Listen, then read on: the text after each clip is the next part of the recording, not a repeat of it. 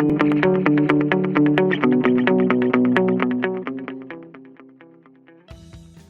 and welcome to the Analyst by Vajiram and Ravi, your daily guide to decoding current affairs the smart way for UPSC examination. It's October 7, 2025 and today's edition features two important analysis articles for mains 2026. Firstly, we'll be looking into the recent private sector push in India's nuclear power and how it is a very important step towards India's clean energy transition. The next one will be focusing on the crimes against children in our country according to a recent report by the NCRB in 2023. In our prelims 2026 simplified section, we will be covering various other topics from the Securities Transaction Tax to the integration of Jal Jeevan Mission with GATI Shakti portal, a CCI study on the AI Collusion in India, updates on the New START Treaty, and the announcement on the Medicine Nobel Prize. So let's begin. Hi guys, I hope you all are doing well. I hope your preparation is also going fine. So with this, let us start with the very first article, which is a very interesting article on allowing the private sector in our nuclear power sector of the country. Because recently the government of India is drafting a new bill and a new legislation to allow the private sector to build and operate nuclear power plants in the country, which is actually a very controversial decision. And why the reason we are going to discuss in this article. Now firstly, according to prelims and mains, we have the sections pertaining to economic development, environmental aspects, and also the most important thing is about the energy infrastructure of our country. Guys, in the very beginning, firstly understand where all our power is actually coming from. We know that India is actually heavily dependent on coal energy, which is the thermal power. We see that almost 50% and more than 50% impact is actually coming from the coal sector. Apart from that, we have the solar power, we have the wind power, we have the hydro power, and we also have nuclear power, which is a very negligible stake. The government of India claims that from 2014, it has almost doubled its nuclear energy capacity. It is a good thing. Why guys? Because you have to understand, India is actually focusing on generating energy from non-fossil fuel sources by 2030 to the tune of 500 gigawatts. And if you understand guys, solar power, wind power, hydro power, they are not enough. We have to actually have bigger pies, the bigger share of the nuclear energy sector in this particular thing by 2030 guys. And that is why if you see, the government is actually hell-bent on increasing India's nuclear power capabilities across these many new and older power plants. If you see, these are the various operating and under construction and proposed nuclear power plants. If you see, many of them are actually in the blue color, which means that they are actually proposed. That means India is investing lots and lots of money in actually realizing and increasing the role of nuclear energy in our electricity and general power sector. Now guys, firstly we need to understand India's nuclear power framework, the basics of nuclear science, how nuclear energy is actually derived from atom fusion and fission. We are actually not talking about that because those have been discussed in the previous analyst sessions too. Mainly we are actually talking about the policy imperatives and the main importance and the need of this act at all. Firstly, we know that we have the two important laws concerning nuclear energy in the country. The first is the Atomic Energy Act of 1962. The second is the Civil Liability Framework, which is giving the liability for any kind of nuclear accidents in the country. Now these two acts are actually very hell-bent on architecture in our country, which is heavily government sectoring. That means that in India we have the Atomic Energy Commission, under which we have the Department of Atomic Energy, which is having further institutions under it, the R&D organizations, the PSUs, the industrial facilities, the service organizations. Apart from that, we have also various other institutions which are aided by such department. Now we have to understand that in India, the main source of nuclear power is via these PSUs. Right? We have the NPCIL, we have the Bhavini and mainly the Ashwini, which is a joint venture between these two PSUs. And here we have to understand the role of the private sector is not allowed here to build or operate plants. They can only supply equipments or provide services. Similarly, the foreign investment is also curtailed to the supplier side only, because we have to understand in 2008 we had the India-US nuclear deal. And before that, we did not have any kind of foreign investments. After this deal, we actually allowed some of the foreign investments to come in the country, and according to various government to government agreements, for example, France, Japan, US, Russia, we are now trying to bring in more foreign suppliers. But guys, the foreign investors or the suppliers and the private sector are not interested to invest in India's nuclear energy sector. Why? Firstly, because the government is not allowing them to operate any nuclear power plants, because government knows that okay, in cases of any nuclear accident such as the 2011 Fukushima nuclear disaster, after the 9 magnitude earthquake and tsunami that struck Japan, it resulted in a nuclear disaster triggered by natural disasters. Apart from that, we have also witnessed a case of Chernobyl nuclear disaster, which was the cause of the man-made nuclear disaster. So we have seen these liability clauses are actually very, very extreme in the country, where the suppliers are also the nuclear suppliers, I mean the suppliers of raw materials, of the reactors, the fuel, they are also held responsible in cases of any nuclear disaster. But this is not the case in the rest of the countries, which is why they have better amount of private investment in their nuclear sector. And that is why this bill, this legislation is brought in right now. Correct? Firstly, we had the background of this bill in budget 2025, where our finance minister actually said in the parliament that we will be allowing the private sector and the private players to invest in our nuclear power sector, and there will be various incentives. Firstly, the government actually launched a nuclear energy mission for Viksit Bharat by 2047. That firstly, we have to achieve the goal of realizing 100 gigawatt of nuclear energy by 2047. Right? And here this will be also be aided by 20,000 crore investment in small modular reactors. We are just going to look at what are they actually, right? Apart from this, these will be actually be 5 SMRs which will be totally be made in India. And guys, this is almost like the ISRO story repeating in this nuclear energy sector. Why? Because earlier the government of India and the ISRO were actually investing in entirely the space sector of our country. Later on, ISRO is allowing right now the various space startups, the various satellites to be manufactured by the private companies and etc. So this is why if we try to bring the same thing in the Indian nuclear energy sector, we can bring in better foreign investment, we can bring in better private sector innovation, we can also bring down the costs, we can also bring in new technologies from abroad, and at the end of the day we are actually helping people get jobs and employment, which can lead to better GDP of our country, better infrastructure of our country, and at the end of the day we can also achieve that goal of net zero by 2070, which is the main reason of this legislation right now, because India want to transition to green energy. And here we also have the target of achieving 500 gigawatts of non-fossil fuel energy by 2030. We know, guys, how China has totally dominating the critical mineral scene, which is actually also they are trying to also dominate the solar wafer manufacturing. We are actually dependent on China to import the solar wafer to manufacture our own solar panels. The various challenges are there in hydropower energy, which refers to environmental rules and violations. Wind energy is also very erratic in the country. That is why nuclear energy is actually the non-fossil fuel energy, where we can actually channelize huge amounts of thorium reserves in the country and try to channelize and enrich it to plutonium and uranium, where we can actually try to use this as nuclear fuel in the country to transition India into a green economy. Also, we need to expand the capacity, which is a mere 7 gigawatt right now, to 100 gigawatt by 2047, right? And this capacity expansion, as you can see here, will be done via these many investments all across the country. If you can see, these nuclear reactors are actually located in all of the countries and all of the areas. And here we also have various capacity constraints too.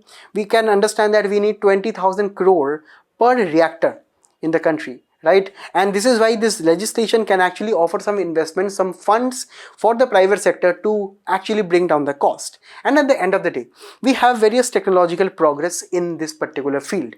In the recent times, we are actually as a country focusing on pressurized heavy water reactor, which is actually part of the 3-stage Indian nuclear program, which is actually trying to channelize our huge thorium reserves and trying to enrich into uranium.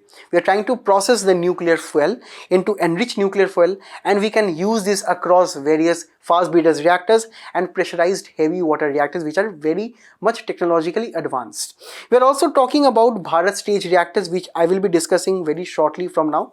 And we are also trying to bring in the small modular reactors. If you can see here, this is a small modular reactor which is consisting the cooler pump, the steam generator, the control rods, the core, all in one single structure. And if you also know, this can be easily be assembled, this can be easily be transported, these are extremely low cost, and these are highly convenient to be set up in any remote areas too. So this means that these small modular reactors needs to be more in number in the country when we are talking about the nuclear expansion. But whenever we are trying to liberalize the private sector in India's nuclear energy scenario, we are actually bringing us various issues too. Firstly, we know that nuclear energy is also associated with radioactive waste. The main thing that this bill should be trying to be very clear on actually is who will be responsible for such fuel. Also, apart from this, the storage, the transport and the disposal of the fuel, whether we are trying to dispose it under the landfills or disposing at open sea, all of these things must be detailed in this particular bill. Also, there must be a central waste repository, a digital portal to track the various wastes, and a long-term liability and insurance separately for the radioactive waste management too. Next, when we are talking about our utilizing our own huge thorium reserves, right? We mean actually we are trying to convert thorium and we are trying to enrich it to uranium, and we are trying to use that in our various reactors. But guys, here there is a very major problem, guys, because when we are trying to enrich the nuclear fuel, we are actually talking about nuclear weapons also, because nuclear weapons actually use enriched amount of uranium. And here this can attract the IAEA's attention here, which was also done recently in Iran. In the comments below, let me know what exactly happened with Iran and the IAEA.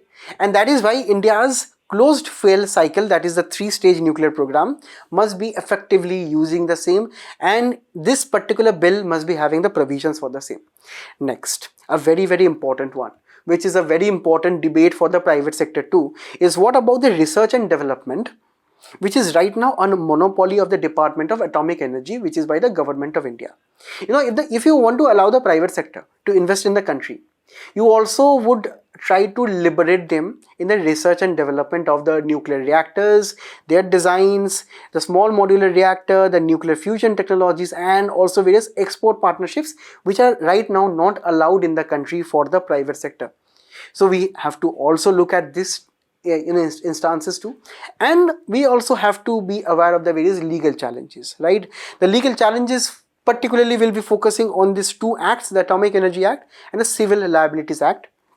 Here we need massive amounts of amendments to allow the private sector to actually be aware of any kind of further future litigation issues. And at the end of the day, when we are talking about nuclear radioactive wastes, we cannot ignore the environment too. So this is where we have to also take the environment laws and authorities in tandem with this particular act. Now, this liability of nuclear accidents is a very important subject, and that is why I dedicated a totally different slide for it. If you want to attract the private sector, if you want to attract the foreign investment in any country, you have to liberate that sector with reference to any kind of liability or responsibility on the private sector. Now, you have seen these cases of Fukushima nuclear disaster, the Chernobyl, and the various natural and other man-made nuclear disasters in the entire world. You have seen how nuclear power plant operators are actually liable to pay compensations if there are any nuclear accidents. But what will happen to the nuclear suppliers, such as the Westinghouse, the GE, and the various other, maybe the Indian private sector and the startups who will be suppliers, right? Because in India, in this Civil Liability Act, we have the operator and supplier liability. But whereas according to CSC convention, which is a very very major convention in nuclear liability, and obviously according to the US legislations too, we only have operator liability. The suppliers of uranium, the suppliers of nuclear reactors, the supplier of various other raw materials, they are exempted. And it also makes sense, guys, because if you want to attract investment and if you want to attract the various suppliers, you do not want to impose liability on them, because otherwise they would not come to your country at all, right? And that is why the US actually focus on the capping of liability, government support. With reference to France and Japan, they also have limited, insurance liability, compensation funds, right? But in India, we have both of them. And this is actually a very big concern. So that is why, we are trying to amend the laws to get rid of the liability. And here, a perfect model for this kind of project can be implemented in India by the Bharat Small Reactor model. Now notice this, guys, very carefully, that if we are trying to bring in both the private and the public sector, and we are trying to build nuclear reactors, let the private sector focus on providing land, cooling water, investment capital. Let the government sector focus on designing, safety, quality assurance and operation of the nuclear reactors. So we have actually the majority of the risky portion on the government side, and mainly on the operation side and the various raw materials the private sector can focus on. And in this, they can generate more investment, more jobs and better amount of energy for the country. Right? And here the government is thinking of having this kind of reactors of very small capacity, but for the purpose of captive power for industrial clusters. We have various steel, metal clusters in across the country, and they require a lot of power. And some of them have their own, some of the industries, they have their own power plants. So firstly, we are focusing on them. Let them have their own nuclear power plants, and let them actually give the land, cooling water and everything. Let the government give this kind of facilities, so that we can actually decarbonize the industry, and also we can have energy security. And so far we can actually test this model by 2032 to 35. Right? Apart from this, we have various other kinds of models also. Firstly, we have discussed this small modular reactors and how we can actually try to repurpose the old coal power plants, also giving power sector in the remote areas via this easy to set up nuclear reactors. Also, we have another technology known as high temperature gas cooled reactors, where we are actually using hydrogen gas as coolants and various other co-generation of energy. Also, we have molten salt reactors, where it will be utilizing our own thorium reserves, right? The thorium salt reserves, which are actually abundant in the country, right? So let us use these technologies, and there is other way forward. And the main strategy here should be, firstly, if you are actually talking about this legislation, this must be very clear on amount of public safety and accountability. Right? Also, the various investor friendly terms about investment, about nuclear raw material supplies, all those technical details must be clearly defined to actually avoid any kind of future litigations.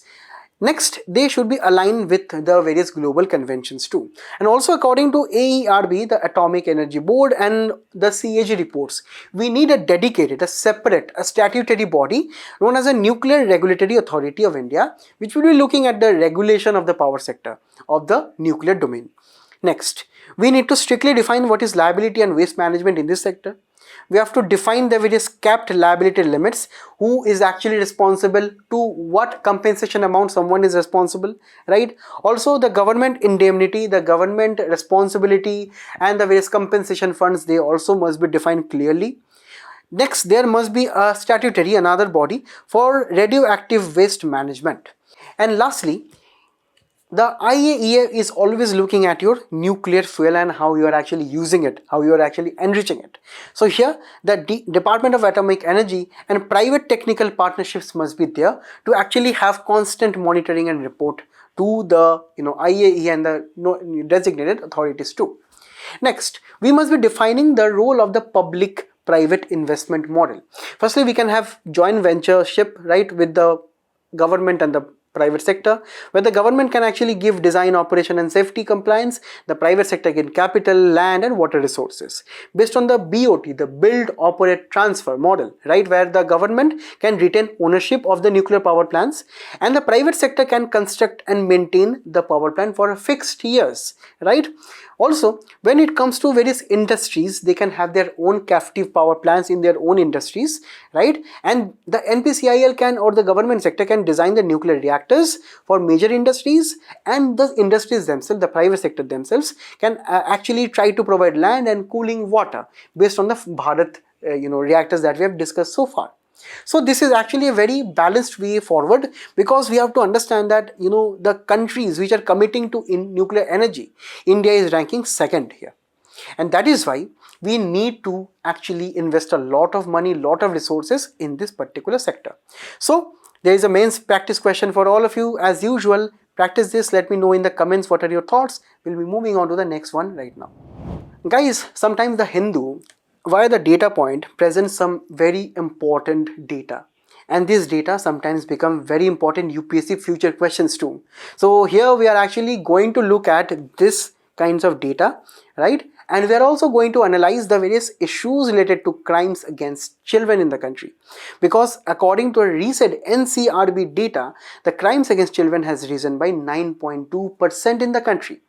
And according to your prelims and main syllabus, which is concerning your social development, salient features of Indian society and the various government policies, we need to actually look into what is the main reasons behind this increase in such crimes. Firstly, look at the data. Look at the data, guys, from 2023, and this data itself will be giving you various causes why these crimes are increasing right now. Firstly, if we look at the total cases, it has increased from 9.2% from 2022, right? Also, the crime rate per lakh child is actually rising from 36.6 to 39.9, almost 40. So this data is extremely important, guys. Please do note this down. The main crimes here is kidnapping and abduction, followed by the POCSO Act offenses, where we are talking about child sexual harassment. Next, when we talk about the victims under 18, right?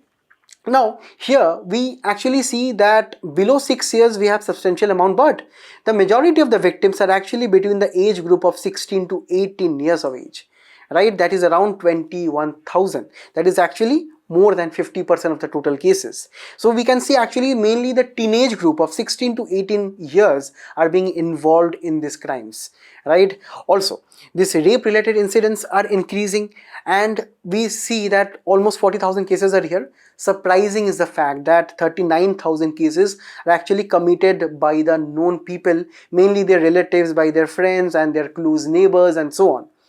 Next, abduction for marriage cases are at the tune of 14,000, where mostly the minor girls are married off. Child marriage cases are to the tune of 6,000 in 21st century in 2025 India, which is actually a very deplorable data.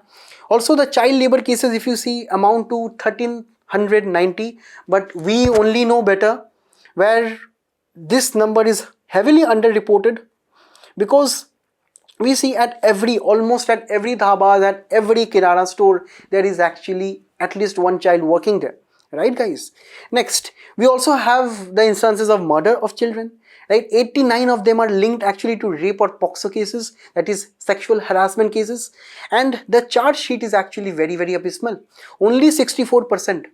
Only 64% are charge sheeted. The highest is actually in Tamil Nadu, Andhra Pradesh and Delhi, right? But Delhi, if you see, it is deplorable at 31% only. Lastly, the data regarding pending investigations is at 32% only, right? And here, of the total, around 2.5 lakh cases. So you can understand that how many cases are actually pending.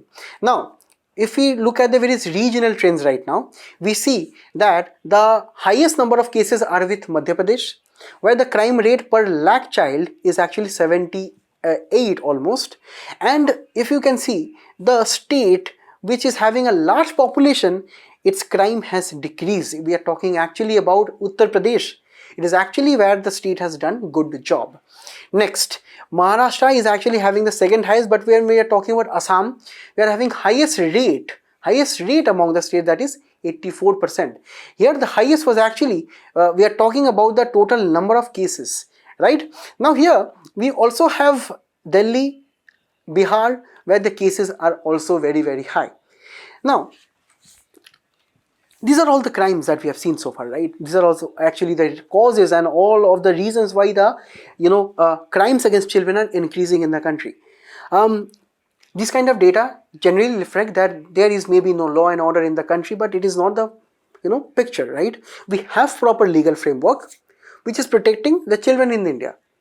Firstly, we have the POCSO Act, which is actually looking at preventing any kind of sexual offences below 18 years of age of any child, right, with regards to any rape, assault, sexual harassment, right. We also have the Juvenile Justice Act of 2015, which is looking into the care and rehabilitation of children who have been maybe abandoned, who are facing some conflicts. It can be various other wars or internal conflicts also. Next, we are having the Child Labour Act also, guys, from 1986, which is prohibiting the employment of children in hazardous occupations. Also, we are having the Prohibition of Child Marriage Act, which is preventing and punishing child marriages. And at the end of the day, we are having Right to Education Act, right? We recently also discussed, if I can remember, the POCSO Act, the Juvenile Justice Act, the Right to Education Act in recent analyst sessions also. That is why we are not trying to explain in too much of details. But the thing is that I'm actually giving you indicators that there is a legal framework. But why that framework is not working? Because there are various systematic challenges. Firstly, the low conviction rate, the pendency rate is at 32%. Here, if you can see, Haryana has a worst charge sheeting rate.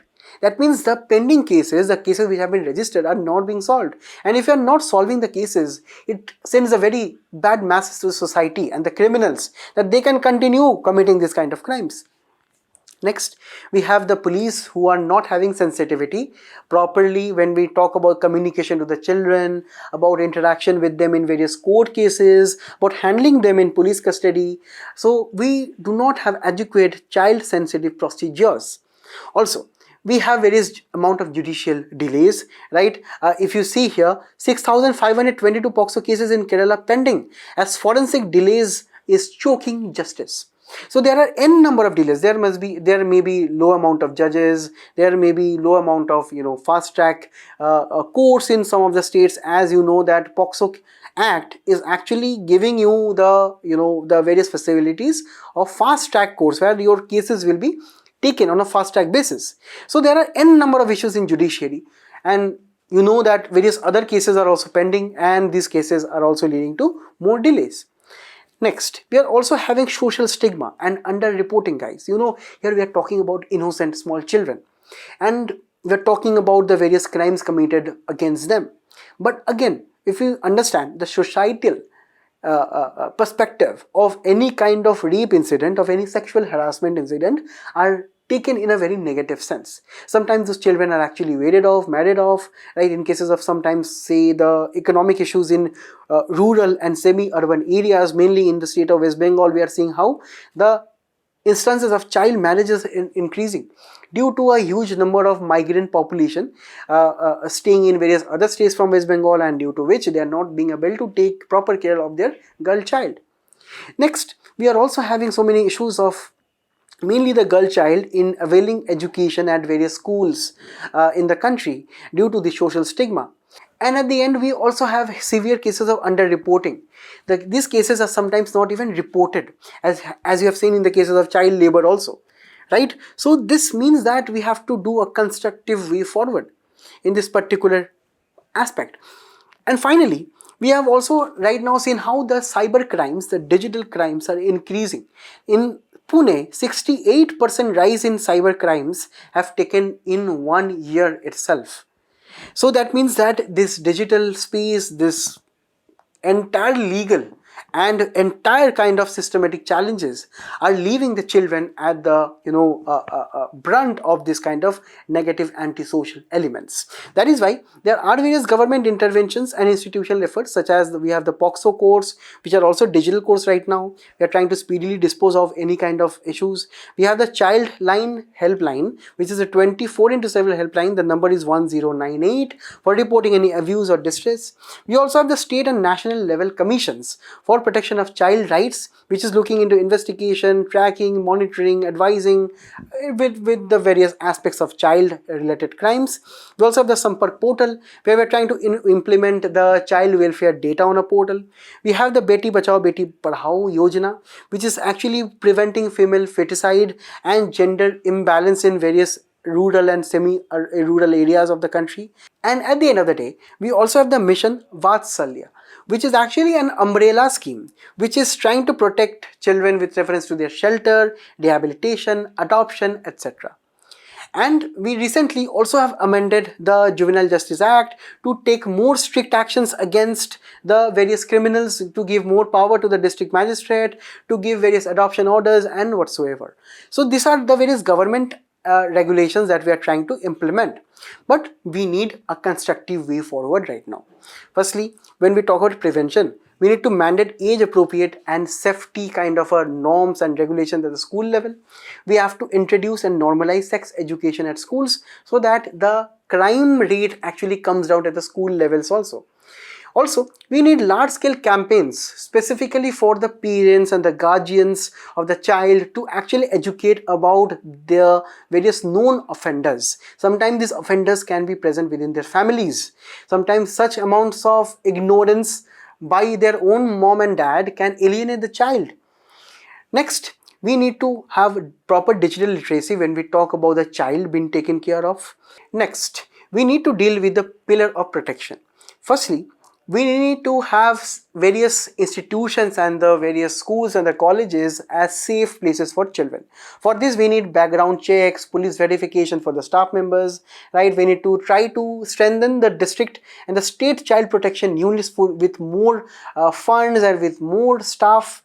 We also need to expand the number of POCSO fast track cases in the country. Next, when we talk about the legal and institutional reforms, we should be having the sensitizing training for the police. We need to fill the vacancies in judiciary and police. Next, we need to use technology to actually detect the cases which are more severe, and we can automatically recommend it to the higher judiciary. We can use AI and various face recognition machines and cameras at various schools and various public places. And at the end of the day, we need data to actually deliver good policy, right guys? Firstly, we need to know what is going on, and then only we can act on that, so that we can actually have better data analysis to identify the hotspots of the child criminal activities. And we should be monitoring the implementation of the various schemes and policies also. The main issue in India regarding this particular case is actually the implementation challenges at the local level. So we have to increase the data monitoring to have better implementation. So this is where this topic comes to a close, guys. You have this practice questions, and please do attempt this. Now we'll be moving on to the simplified section. Guys, the Supreme Court recently will be hearing a matter on the constitutionality or the validity of the Securities Transaction Tax. Now this is a very important section when we talk about the Indian economic development, because we need to actually look at the various types of taxes in the country. We know that based on the classification of taxes, we have direct and indirect taxes. Indirect taxes was actually in the news due to the recent GST reforms, but we are actually talking about the direct taxes here, because STT, Securities Transaction Tax, is actually a form of a direct tax based on the various derivatives, equity shares, the ETFs, or the various mutual funds and the various transactions you do at a stock market only, right? Now this stock market is having these kind of security transaction taxes if you are actually purchasing or selling any security on any registered stock exchange in the country. It was introduced in 2004 by P. Chidambaram, right? And it was effective from October 2004, and it is right now administered by the Central Board of Direct Taxes, which is actually under the Ministry of Finance, right? And right now, the actual amount of rate of this security transaction tax is varying from transaction types. But the thing is that if you can actually imagine one example, for example here, if you are selling some shares or stocks on the stock exchange, so according to the Central Board of Direct Taxes, you have to pay 0.1% on the sale of those particular assets, right? For example, our trader is selling shares worth 1 lakh rupees. So 0.1% of 1 lakh is actually 100 rupees. So you have to pay 100 rupees to the stock exchange of India, and the stock exchange will be then debiting this payment to the government of India, and that is why it is actually a form of a direct taxes. Now here, this is actually the main objective here, to have a transparent tax collection and also to curb various illegal activities at the stock markets too. Now earlier, stockbrokers and various agents used to evade paying taxes, and that is why based on the volume of your transaction you have to pay the taxes right now. But guys, there is an issue. According to a petitioner, the Securities Transaction Tax is unconstitutional, and he is giving various reasons which are actually quite valid. You know guys, if you are trading on the stock market, you are actually liable to pay the capital gains taxes also. This is just the tax that you actually have to pay for the buying and selling of any shares based on a short term and a long term limit. Now the petitioner is telling that I already have the capital gains tax, right? On the other hand, I also have the security transaction tax. Based on what? Based on the same share or mutual fund or anything that I am selling or buying on the stock exchange. So don't you think that this is a double kind of taxation? And if it is a double kind of a taxation, it is actually going against my fundamental rights such as Article 14, because the petitioner is arguing that this is an arbitrary tax burden. This is discriminatory against the various traders and the people who are investing in the stock market, because once they have paid this kind of capital gains tax, they should not be paying any other tax whatsoever, right? Also, it is going against Article 19 according to the petitioner, because it is restricting the freedom of the people who are actually involved in stock markets, right? Because they are actually have to pay double taxes. And Article 21 is also brought in the picture because it is undermining the right to live with dignity due to excessive tax burden. Now the petitioner is also arguing that this double taxation, right, is actually a very important ground, because you know guys, the capital gains tax is actually on our income or profit. The security transaction tax is based on the transaction irrespective of your profit or loss, right? So capital gains tax correctly recognizes that only if you are having profit, then only you pay the tax, otherwise you do not have to pay, because the tax is actually talking about capital gains tax. That means if you are gaining some capital, gaining some return, then only you have to pay tax. But the STT is actually on the other side of the spectrum. Whether you have profit or loss, you have to pay this tax, right? So this is against this particular thing according to the petitioner. Also, the third argument that the petitioner is giving, that this is tax without profit, and this is actually going against the trading profession, trading people, because here, if you are actually taking the tax irrespective of profit or loss, and you are not also refunding or adjusting it later on, then it is not a fair mechanism for the business people or the traders, right? It is unlike the tax deducted at source, which is refunded to you if you are actually liable for any return. So this is why this case will be taken up in the Supreme Court. We will be looking into how the Supreme Court will be dealing with this matter. Now we'll be moving on to the next one. The government of India has actually come up with a very novel approach of linking the Jal Jeevan mission with the PM GATI Shakti portal. Now in this article, we are actually going to look into individually the Jal Jeevan mission and the PM GATI Shakti portal and what the integration is actually talking about. Firstly, a very basic background of Jal Jeevan mission here is that it was launched in 2019, guys, by the Ministry of Jal Shakti. The main thing here is to give the functional house tap water connection to every rural household by 2024. In the recent news also, guys, you let me know guys why this was so much controversial. Right? Now, as according to the government of India, around 78% of rural households have access to tap water, right? And the main target was around 17.87 crores. Now, the main water norm here is 55 liters per capita per day, and this will be a proper according to a BIS certification, so that the quality standards will be properly met. And here the mission components, the main thing that the government will be doing is that we will be having a proper source of river water and various fresh water. We will be treating that water, we will be distributing it via various pipelines, and also we will be trying to manage the grey water, the waste water of the various households too, right? Now, On the other hand, we have the Gati Shakti portal. The Gati Shakti platform and the portal was actually launched in 2021. It is operated by the Bhaskaracharya National Institute for Space Applications and Geoinformatics, which is actually under the Ministry of IT.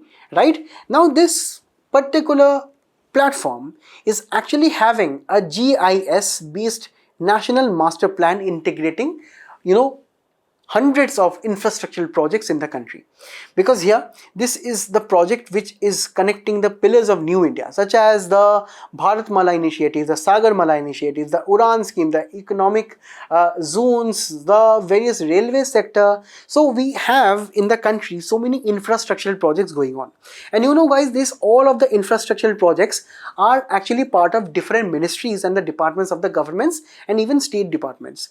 So the government of India thought during the COVID-19 that we should be having a unified portal to link all these infrastructural portals and the projects on one single platform. So here we have the Gati Shakti platform, where we are trying to have holistic planning, implementation across the various transportation, water, logistics, power sector, that we can actually have a seamless kind of a integration into our infrastructure. So that actually at the end of the day, India can get a better kind of infrastructure, be it physical infrastructure or be it digital infrastructure, right? So the key capabilities of this particular portal is that it will be having a real-time mapping of all the projects on that portal, so that the state governments, the government departments can actually locate what the project is and how and what is actually the progress and the report card of that particular project, so that we can have data-driven decision making and we can have cross-department, cross-ministerial convergence too. Now guys, from 2020, there is a very important term which was asked here in the question, such as the public key infrastructure. In the comments, can anyone let me know what is the answer here, because it is directly and indirectly also related to the Gati Shakti portal. Now, recently the Union government has actually signed a memorandum of agreement with the Bhaskaracharya Institute, right? And this institute is actually looking at mapping of all the assets of the Jal Jeevan mission. By the assets, we generally mean the pipelines, the treatment plants, the water sources under the Jal Jeevan mission. Now, what will happen? The main benefit of this kind of interlinkage is that on the Gati Shakti portal, we can actually track right now what is the progress of the various missions, and if at all some village is not covered or some household is not covered, how and when, by when it will be covered, the various fund issues and the various amounts of other features, such as the unique scheme ID.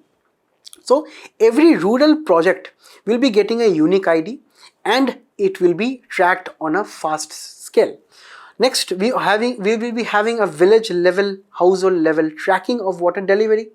Next, the tech features will be, for example, say the ground level surveys will be done, digital photometry will be done, vector data capture, thematic mapping, use of satellites, everything will be done just to integrate it on a national portal.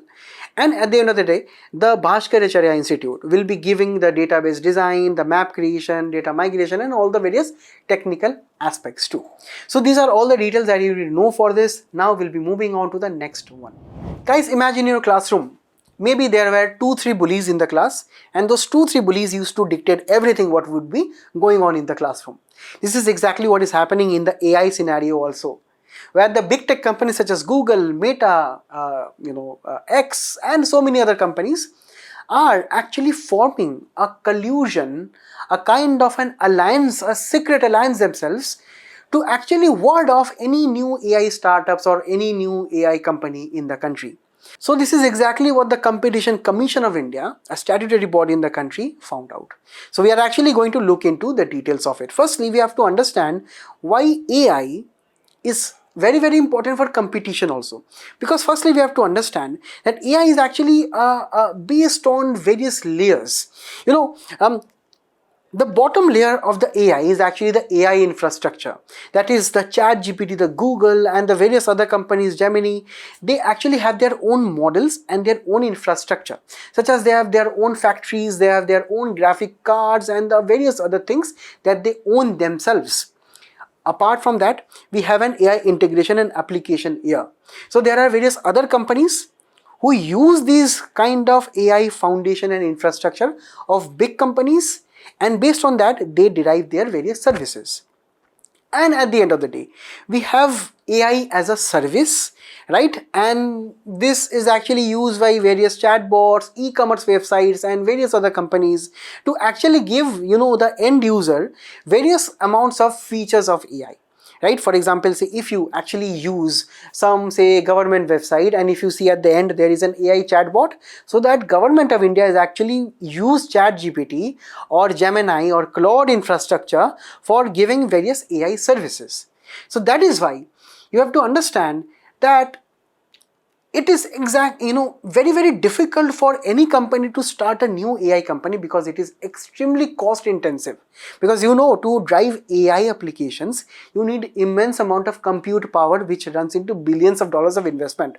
So new AI startups, new companies, they do not focus on building an AI company. They take on, they take maybe rental services, they take various amounts of monetary services, licenses from the various foundational companies themselves, right? So this is why, these big tech companies are right now dominating the entire scene. So much that 67% of the Indian AI startups actually are at the application layer only. That is at the two levels of this. They are not being able to go to the foundational infrastructure level because they do not have that amount of capital or the costs, right? And in this way, the big tech is dominating their control on data sets and various other things, according to a recent report by the CCI. Now, the CCI report highlighted some challenges. Firstly, the algorithmic collusion. So, the big tech companies have made their AI in such a way that, for example, if we are trying to use that AI in any e-commerce website, so they are able to fix their own prices without any human coordination. So here, the Competition Commission of India is not able to properly regulate prices, and they are not able to do the same because the algorithm of these big tech companies are designed in such a way. Next, the data collection and big tech analysis, and the advantage is that the data, the cloud infrastructure, the computing power, everything is owned by them.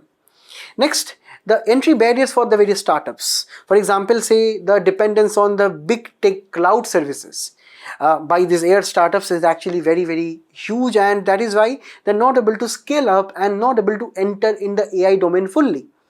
So that understand that this is a kind of an oligopoly where the big tech companies have kind of framed their own rules to not allow any new player becoming very big.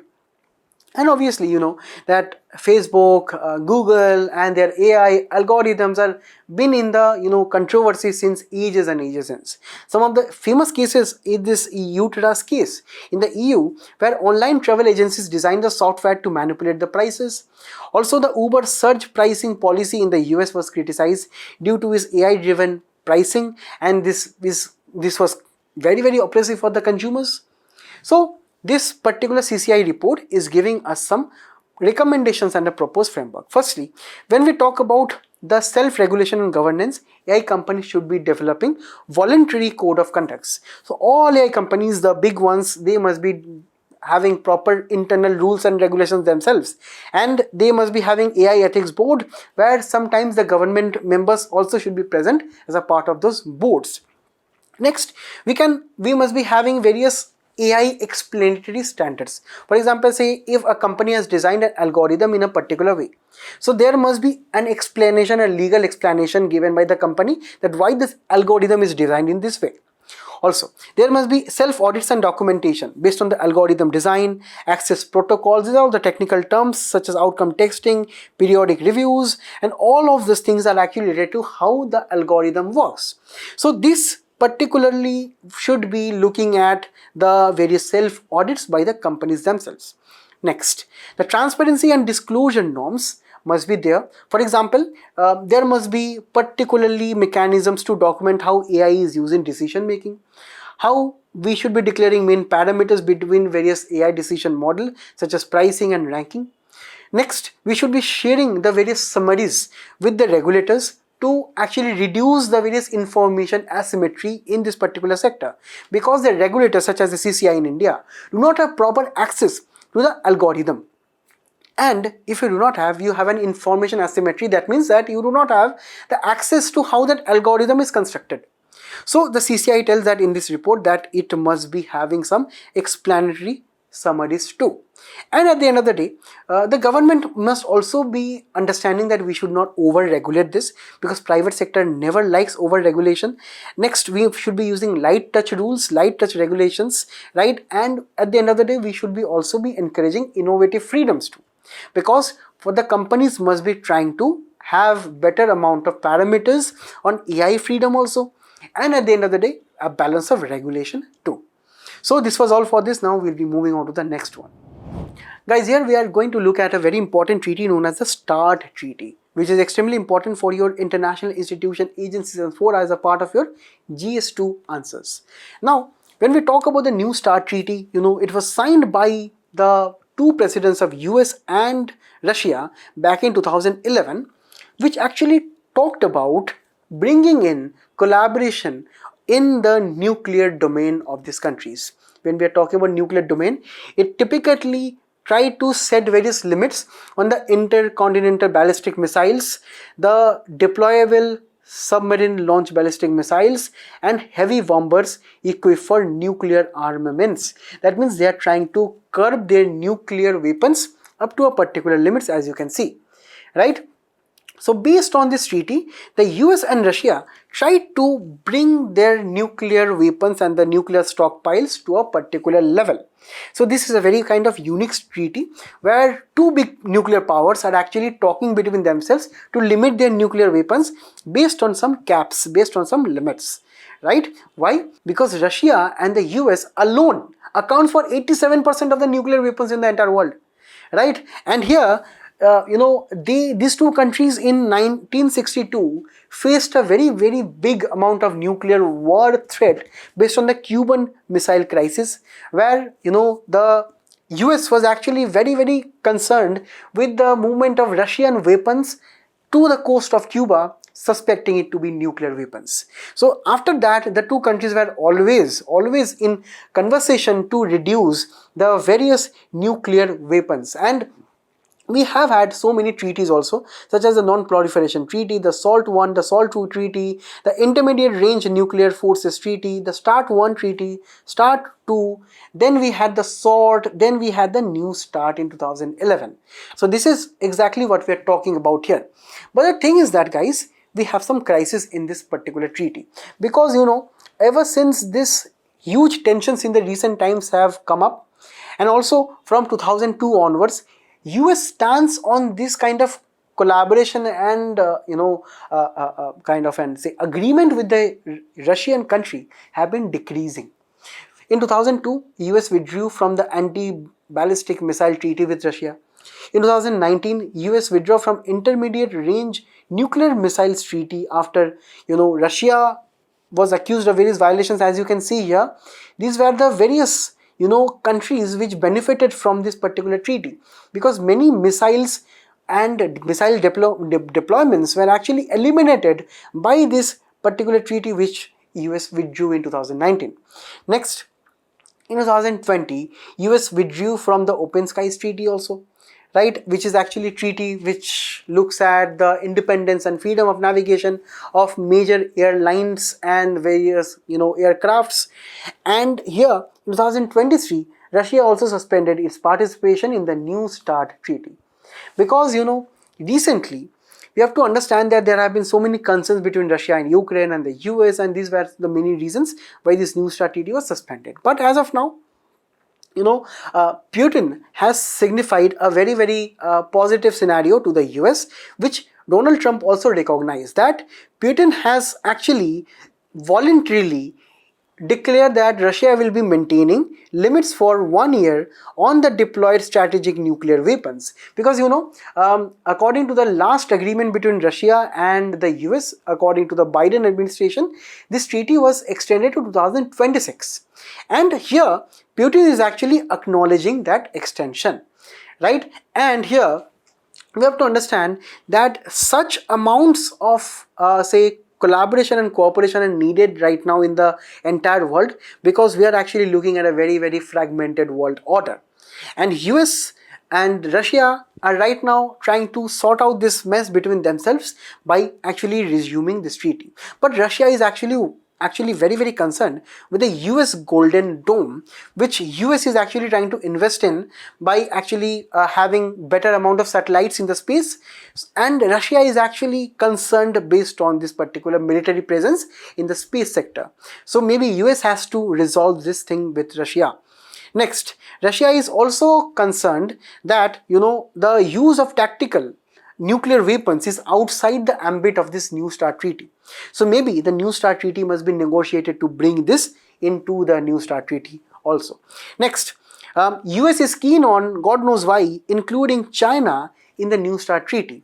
But Russia is telling that if you want to include China, you have to also include the various other players such as France, England, and etc. And at the end of the day, US has also promised a nuclear testing in recent times.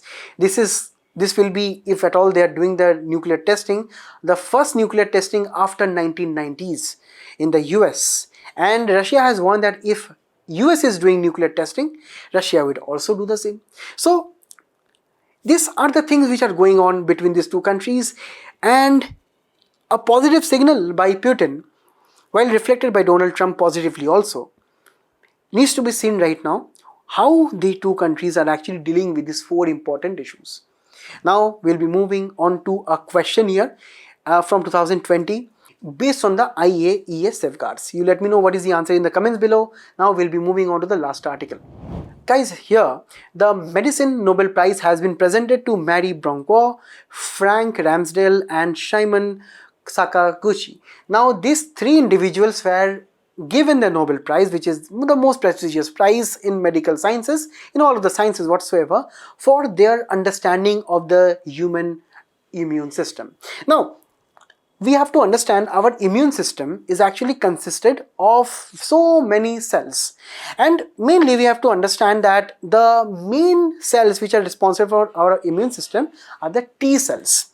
Imagine that if you are having a small cut on your finger, there are innumerable amount of T cells which is a part of your adaptive immunity.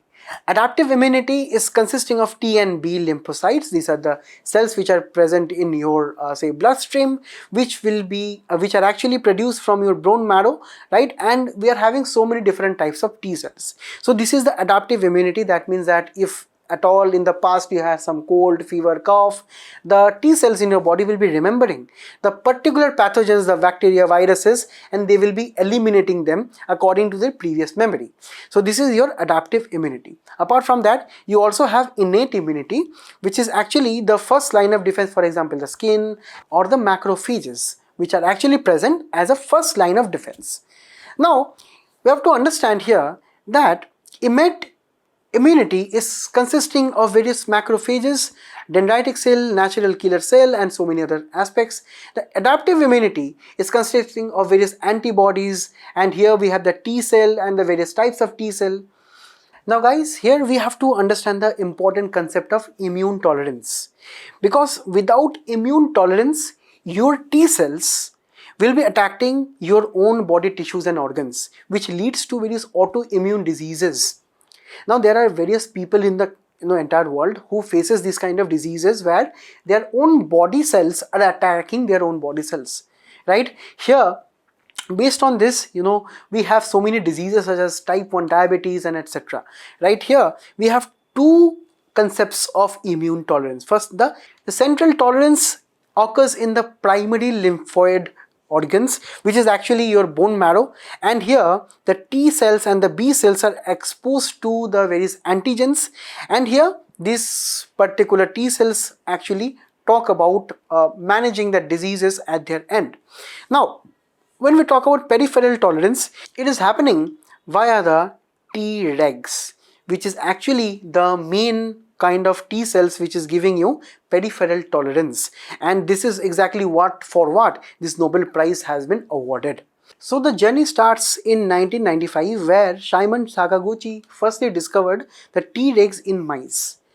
After that, in 2011, Bunko and Ramsdale found out the FOXP3 gene, which is a kind of a gene mutation, and via this gene was found out, and we have to understand that this is a kind of a gene which is actually responsible for the TREGs, as you can see in this picture here, right? This is the entire FOXP3 gene, and the TREG is actually a part of the same. So this is actually giving you peripheral immunity, which in 2013 Sakaguchi confirmed. And here, peripheral tolerance means that it is actually functioning based on the Tregs, which is regulated by the FOXP3 gene. Without going into too much of complexities, just remember that this is a gene mutation which is actually giving rise to Tregs. And if there are any issues with reference to your Tregs or FOXP3, you will be facing various diseases. Now, these other diseases such as IPX syndrome or type 1 diabetes, multiple sclerosis, lupus, and even cancer. So all of these diseases are actually attributed to TREG or FOXP3 dysfunction. And mainly, the discovery of such matters will be extremely helpful in coming up with new medications, new alternative treatments for such diseases. And this is exactly how we have to understand that these regulatory TREGs, the main function is to suppress the overactive immune response, and it is preventing that autoimmune diseases. So if you have less amount of TREGs, or if your TREGs and this FOXP3 gene is not functioning well, you will be facing various autoimmunity diseases. And this is exactly why this is so much significant. Now guys, there is a question from 2021. Because in 2020, as you can see, this particular gene was in the news, and that is why they have asked this in the question. Let me know what is the answer here below, and this is exactly why you need to remember this term such as TREGs and FOXP3 genes for your examination too. So guys, thank you for being a very patient audience. Please do attempt the quiz which is following up, and till we meet again, all the best and best of luck. Thank you.